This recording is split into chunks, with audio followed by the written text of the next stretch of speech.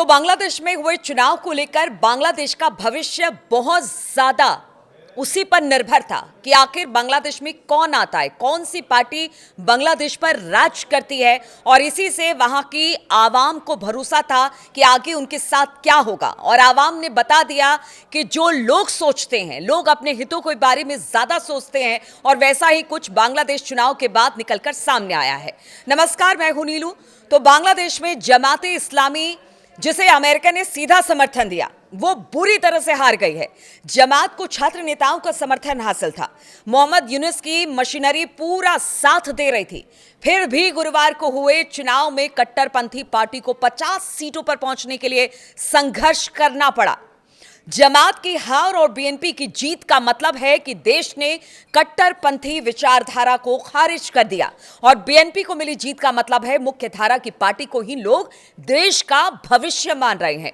इसका मतलब है कि शेख हसीना के लिए बांग्लादेश में वापसी का रास्ता बचा हुआ है, क्योंकि इस चुनाव पर शेख हसीना की किस्मत दांव पर लगी थी। और आगे जाकर आवामी लीग एक बार फिर से मुख्यधारा में लौट सकती है, जानकार ऐसा बता रहे हैं। जमाते इस्लामी ने अगस्त 2024 में शेख हसीना की सरकार के पतन के बाद खूब हाथ पैर मारे। मोहम्मद यूनुस ने जमात के तमाम बड़े नेताओं को, जिन पर आतंकवादी घटनाओं में शामिल होने के आरोप थे, उन्हें जेल से रिहा कर दिया। अमेरिकी अधिकारियों ने खुलकर जमात के नेताओं से मुलाकात की। मुस्लिम उम्माह ने भी जमात को विदेशों से फंड पहुंचाया। बावजूद इसके जमात हार गई। नितिन गोखले, जो कि जियोपॉलिटिकल एक्सपर्ट हैं और बहुत सारे ऐसे एक्सपर्ट हैं, उन्होंने बांग्लादेश चुनाव को लेकर 5 अहम बातों का जिक्र किया है। बांग्लादेश में बीएनपी की जीत के मायने क्या हैं, यानी अब इसके बाद क्या बांग्लादेश एक बार फिर से सुरक्षित होगा। जिस तरह की मार काट, खून खराबे पीछे हमने देखा कि देखने को बांग्लादेश में मिले हैं, क्या अब उसके बाद बांग्लादेश में शांति आएगी, विकास की बयार बहेगी? तो बीएनपी की जीत के मायने हम आपको बताते हैं।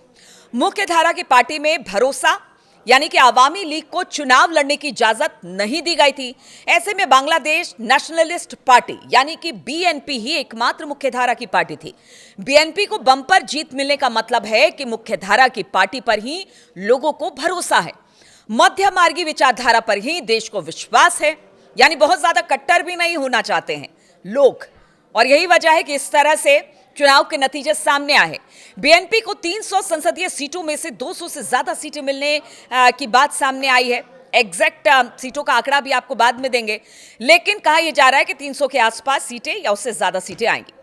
महिला वोटर्स ने चुपचाप अपना दमखम दिखाया। जो महिला वोटर्स पिछले कुछ दिनों से डरी सहमी हुई थी क्या होगा बांग्लादेश में, क्योंकि सबसे पहले हमने देखा है कि अगर किसी की आजादी छिनती है तो वो महिलाओं की आजादी छिनती है, अगर कट्टरपंथी देश पर शासन करते हैं। तो महिलाओं ने चुपचाप अपना दमखम दिखाया। वोटर्स ने जमात इस्लामी के खिलाफ खुलकर मतदान किया। महिला वोटरों के वोटिंग के हिसाब से लग रहा था कि उन्होंने जमात को सत्ता से दूर रहने के लिए वोट डाला। अलग अलग इंडस्ट्री की महिलाओं ने बड़ी संख्या में साफ तौर पर बीएनपी को एक बेहतर विकल्प के तौर पर देखा। बांग्लादेश चुनाव में पश्चिमी देशों की सरकारों और इंटरनेशनल एनजीओज के ग्रुप काफी ज्यादा एक्टिव थे, लेकिन उनकी तमाम कोशिशों के बावजूद मोहम्मद यूनुस अब बेमतलब हो गए हैं। हालांकि अभी तक पता नहीं चल पाया है कि उनके जुलाई चार्टर्ड रेफरेंडम को कितना समर्थन मिला है। ये तो बाद में जब चीजें निकलेंगी कि कितना समर्थन मिला, कितना नहीं मिला, सीटें किस हिसाब से आई, कहां पर कितना वोट पड़ा, ये सबसे उनका रेफरेंडम पता चल जाएगा कि लोगों ने कितना एक्सेप्ट किया और कितना उसको छोड़ दिया, यानी उसके समर्थन में नहीं आए। लेकिन यूएस यूके गठबंधन ने यूनुस और जमात को जो पूरा समर्थन दिया था, उसका असर कम ही देखने को मिला है। बांग्लादेश की राजनीति में भारत को शुरुआती झटके लगे, लेकिन तारिक रहमान के साथ भारत ने शुरुआती बातचीत की। उनकी मां बेगम खालिदा जिया के निधन के बाद भारतीय विदेश मंत्री एस जयशंकर ढाका गए थे और प्रधानमंत्री मोदी ने भी खालिदा जिया को लेकर ट्वीट किया। ऐसे में दिल्ली के लिए ढाका में अगली सरकार के साथ एक स्थिर संबंध बना सकते हैं, जो कि लग रहा था कि अगर यूनुस आ जाते तो शायद ऐसा मुमकिन नहीं होता। कम से कम साथ काम करने वाला रिश्ता पक्का होगा। बीएनपी ने भी शेख हसीना के दिल्ली में रहने को लेकर नरमी दिखाई है, जिसका मतलब है कि शायद तारिक रहमान शेख हसीना के दिल्ली में रहने को लेकर ज्यादा तूल नहीं देने वाले हैं या देना नहीं चाहते हैं। शेख हसीना की आवामी लीग पार्टी चुनाव से बाहर थी। ऐसे में मुकाबला सीधे सीधे जमात बनाम बीएनपी के बीच था। जमात ने काफी चालाकी से कैंपेन चलाया था और खुद को एक साथ सुथरी पार्टी बताया, लेकिन वो बांग्लादेश के एक बड़े हिस्से को लुभाने में नाकाम रही। हालांकि इसे सीटें जरूर ज्यादा मिली है, लेकिन ऐसा होना ही था क्योंकि चुनाव आमने सामने बिल्कुल आने वाला था।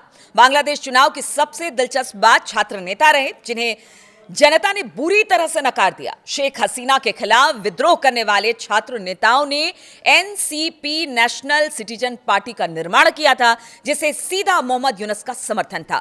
जमात को फायदा पहुंचाने के लिए इसने उनके साथ गठबंधन भी कर लिया था, लेकिन एनसीपी बुरी तरह से हार गई।